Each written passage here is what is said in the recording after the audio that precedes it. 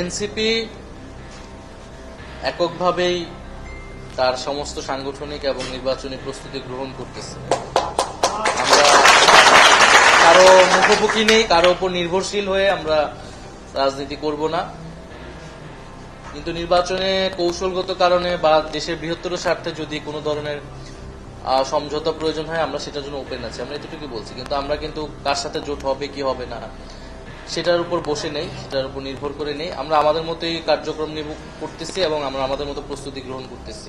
বসুন্ধরা ডায়াপেন্ট এখন আরো উন্নত। এই হট এয়ার থ্রো টপশিট দ্রুত শোষণ করে সোনামণিকে দেয় কোমল অনুভূতি।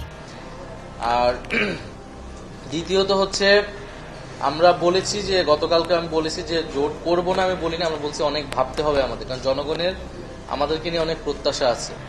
আমাদেরকে তারা একটা স্বতন্ত্র জায়গায় দেখতে চায় এবং পুরনো দলগুলোর প্রতি জনগণের অনীহা আছে।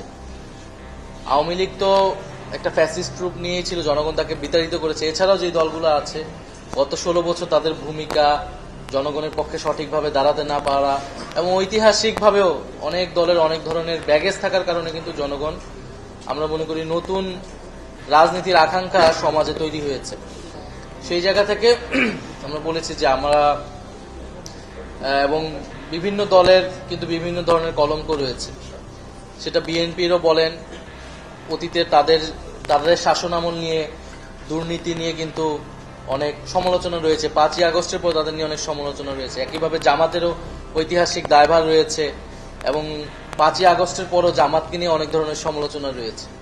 ফলে সেই জায়গা থেকে এই ধরনের দলগুলোর সাথে কোনো ধরনের জোটে গেলে তো আমাদেরকে অবশ্যই ভাবতে হবে, সেই কথাটি আমরা বলেছি। তবে আমরা আমাদের মতো করে আগাতে চাই এবং আমরা এটাও বলেছি আমাদের জোটের বিষয়টা বা এটা একটা নীতিগত জায়গা থেকেই হইতে হবে।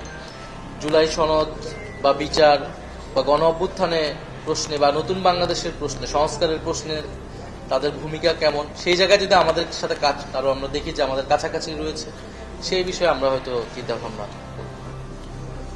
আমরা তো বলেছি যে শাপলা তারা না দিলে এটা ব্যাখ্যা দিতে হবে, তো আমরা তো মনে করি যে শাপলা তারা হয়তো দিয়ে দিবে। আর শাপলা যদি তারা দিতে ব্যর্থ হয় তাহলে শাপলা আমার কাছে যদি তারা দিতে না চায় তাহলে তাদের পক্ষে সুষ্ঠু নির্বাচন করা সম্ভব হবে কিনা এই বিষয়ে তো আমরা বলেছি। কারণ একটা নবগঠিত দলের সাথে যদি তারা বেইনসাফি করে তাহলে এই নির্বাচন কমিশনের অধীনে একটা সুষ্ঠু নির্বাচন হওয়া তো সম্ভব নয়। ফলে নির্বাচন কমিশনকে সিদ্ধান্ত নিতে হবে তারা কি একটা সুষ্ঠু নির্বাচন করবে নাকি তারা আগের নির্বাচন কমিশনগুলো যে ভূমিকা ছিল এবং নির্বাচন কমিশনারদের যে পরিণতি হয়েছিল তারাও নিজেদের সেই পরিণতি দেখতে চায়। OBC টেলিভিশন নিউজ টাইম, সত্য প্রকাশে অঙ্গীকারবদ্ধ।